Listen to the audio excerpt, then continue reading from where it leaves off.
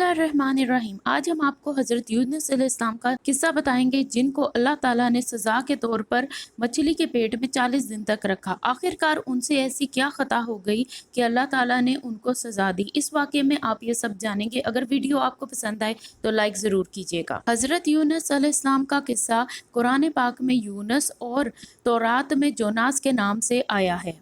आसूरी कौम एक ताकतवर कौम थी। इसका दारुल हुकूमत अशोर था। अशोरी दरअसल बनी इसराइल से ताल्लुक़ रखते थे। उस ज़माने में दरियाए दजला के किनारे निनवा नामी एक छोटी सी बस्ती थी। अशोर के किसी बादशाह ने निनवा में एक देवता के नाम पर एक मंदिर बनवाया। रफ्ता रफ्ता दूसरे बादशाहों ने भी यहाँ पर मंदिर और इमारत बनानी शुरू कर दी।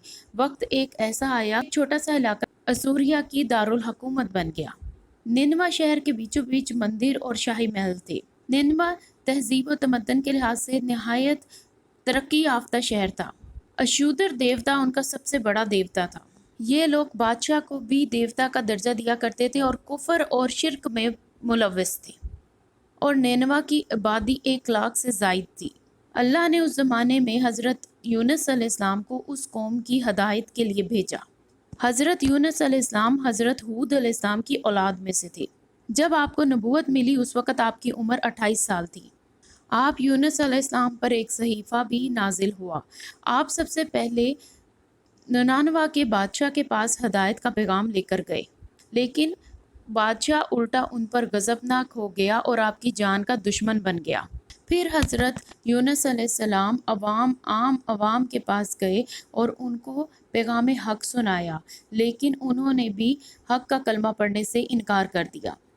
इस तरह तकरीबन 40 साल तक उन्होंने अल्लाह के पैगाम को इन तक पहुंचाया और कलमा तौहीद पढ़ने की दावत देते रहे, लेकिन ये कौम और यहाँ के बादशाह इससे इनकारी रहे। यहाँ तक कि उनकी सरकशी इतनी बढ़ गई कि उन्होंने हज़रत यूनुस को कत्ल करने की धमकी भी दी और कहा कि अगर अशूदर के ख़िलाफ़ तुम ऐसे ही बात करते रहोगे तो हम तुम्हें जान से मार देंगे। आखिरकार हज़रत यूनुस को अल्लाह का पैगाम आया और अल्लाह ने हज़रत यूनुस से फरमाया कि लोगों को आगाह कर दो कि 3 दिन के अंदर उन पर आज़ाब आने वाला है। लिहाजा हज़रत यूनुस ने ऐलान कर दिया कि अगर तुमने 3 दिन के अंदर बुत परस्ती को ना छोड़ा तो तुम पर अल्लाह का अजाब नाजिल होगा और पूरा शहर तबाह व बर्बाद हो जाएगा। उन लोगों ने हज़रत यूनुस अलैहिस्सलाम को ये बोल दिया कि आपके अल्लाह के अजाब का हम मुंतज़िर रहेंगे। इसके बाद उन लोगों ने आपस में जब मशवरा किया कि हज़रत यूनुस अलैहिस्सलाम को तो कभी झूठ बोलते नहीं देखा, तो कुछ लोगों ने ये मशवरा दिया कि देखो, अगर हज़रत यूनुस अलैहिस्सलाम रात अपने ही घर में बसर करते हैं तो फिर तो अजाब नहीं आएगा, लेकिन अगर वो कहीं चले जाते हैं तो फिर अजाब यकीनन आएगा।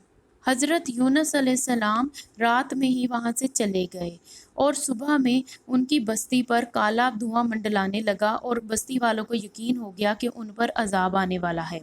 हज़रत यूनुस अलैहिस्सलाम को वहाँ से जाने का हुक्म अल्लाह ने नहीं दिया था। आसारे अजाब देखकर अशूरियों ने अल्लाह ताला से तौबा की और अल्लाह ताला ने उनको माफ़ कर दिया। अल्लाह ताला किसी भी कौम को तब तक अजाब नहीं देता जब तक वो अपनी हुज्जत पूरी नहीं कर लेता। हज़रत यूनुस क्योंकि वहाँ से जा चुके थे और अल्लाह के पैगाम को आखिरी लम्हे तक नहीं जारी रखा, तो अल्लाह के इंसाफ ने उस कौम को अजाब देना गवारा न किया और उन्हें माफ़ कर दिया गया। हज़रत यूनुस अलैहिस्सलाम एक कश्ती में सवार हुए और वो कश्ती जब दरिया के बीचों बीच पहुंची तो समुद्र में बहुत ऊंची ऊंची लहरें उठने लगीं। लोगों ने अपना सामान समुद्र में फेंक दिया ताकि कश्ती का बोझ कम हो जाए। कश्ती वालों ने अब फैसला किया कि एक इंसान को कश्ती से नीचे फेंका जाए समुद्र में, ताकि कश्ती का बोझ हल्का हो। कश्ती वालों ने सबके नाम लिख के पर्ची निकाली और पर्ची निकली तो हज़रत यूनुस अलैहिस्सलाम का नाम आया।